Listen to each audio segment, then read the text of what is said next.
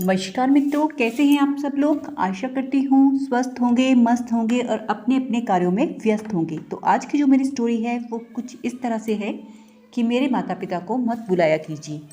एक बेटी क्यों कहती है ऐसा कि मेरे माता पिता को मत बुलाया कीजिए, आइए हम जानेंगे आगे इस स्टोरी में। भला यह भी कोई बात हुई, नीता के पापा को तो न्योता देना भी नहीं आता। मेरे रिश्तेदारों ने तो हमेशा ही शादी विवाह में उन्हें बुलाया है और इन्होंने देखो, इनको शर्म भी नहीं आती, मुझे कहीं मुंह दिखाने लायक नहीं छोड़ा। नीता के भाई की शादी है और देखो इतने से ही कार्ड देकर गए हैं। कुमुद का बड़बड़ाना सुबह से ही जारी था।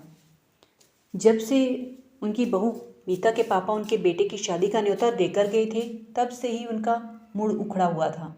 हालांकि नीता को भी रसोई में काम करते हुए सब कुछ सुनाई दे रहा था, पर वह भी बोली कुछ नहीं, क्योंकि अगर बोलती भी तो क्या होता, बात और बिगड़ जाती। इसलिए उसने चुप रहना ही जरूरी समझा। नीता कुमुद जी के बहू और सुनील की पत्नी है। नीता की शादी ही 3 साल पहले ही सुनील के साथ हुई थी। सुनील के परिवार में माँ कुमुद जी और एक छोटा भाई आयुष है। नीता का मायका महाराष्ट्र में है और वहीं ससुराल जयपुर में। नीता का ससुराल का परिवार जो है वो काफ़ी बड़ा है। कुमुद जी के 7 भाई बहन हैं। नीता की शादी के बाद से ससुराल में कई लोगों की शादियां हुई थी, पर एक चीज़ कुमुद को बहुत अजीब लगती थी, वो था न्योता जो उसके मायके वालों के लिए होते थे।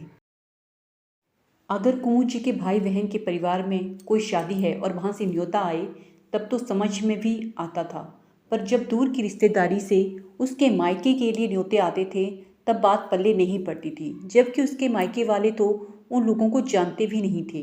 नीता को समझ में नहीं आता था कि अगर मम्मी जी की के बहन की बेटी के ससुराल में काम है या फिर मामा जी के बेटे के साले साहब का विवाह है, तो न्योता मेरे मायके वालों को किस बात का। बस इसी उधेड़-बुन में वो कई बार समझाने की कोशिश कर चुकी थी कुमुद जी को, लेकिन सब बेकार थी। उस पर कोई उम्मीद करके बैठना कि सामने वाला भी उन्हें न्योता देगा, उसके माता पिता तो कभी आ भी नहीं पाते थे।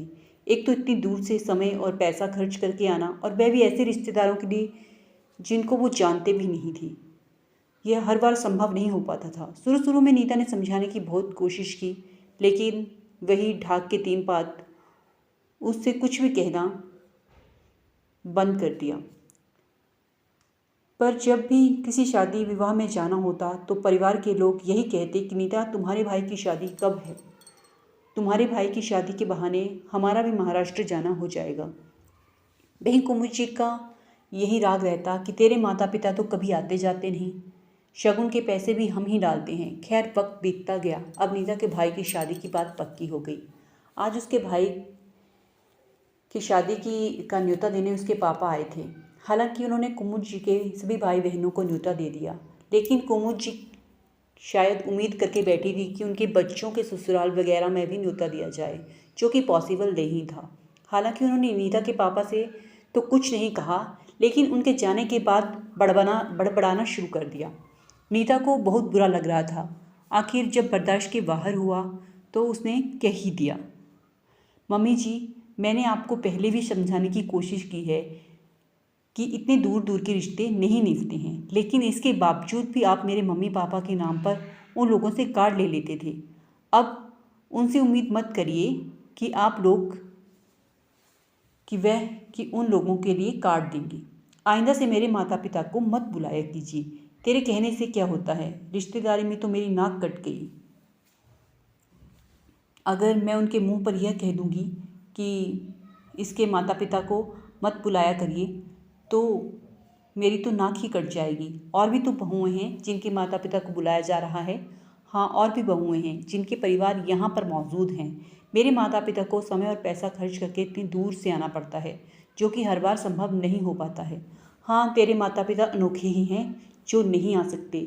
मैं तो अपने रिश्तेदारों से कभी इस तरह से ना कहूँ। ठीक है, आपसे कहते नहीं बनता है तो मैं खुद ही कह दूंगी, आप मेरे माता पिता को मत बुलाया कीजिए।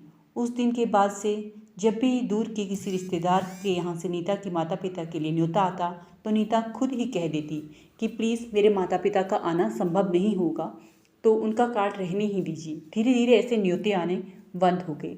अब नीता को बेवजह की परेशानी नहीं उठानी पड़ती थी। ठीक है, एक बार मुंह फट बन जाने में कोई हर्ज नहीं है। आखिर हमेशा की परेशानी तो नहीं उठानी पड़ती। तभी कहते हैं कि हमें ना कहना आना चाहिए। बहुत सी परेशानियां तो केवल हमारे ना कहने से ही दूर हो जाती हैं। कैसी लगी आपको स्टोरी?